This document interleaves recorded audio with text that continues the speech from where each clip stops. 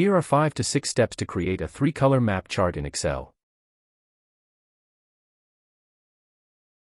1. Organize your data. Prepare your data in Excel with regions or countries listed in column A and their corresponding population percentages in column D.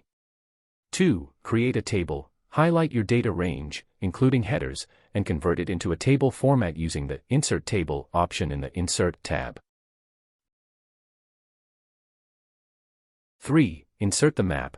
Go to the Insert tab, click on Maps. Depending on your Excel version, it might be under 3D Maps or Geographic Heat Map, and select your data table.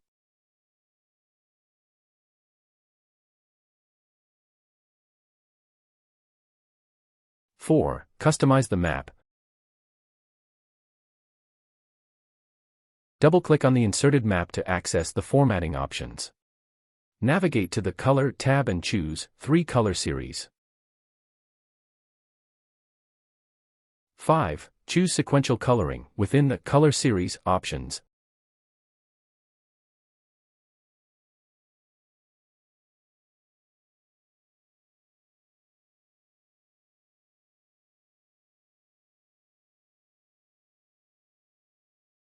We are done.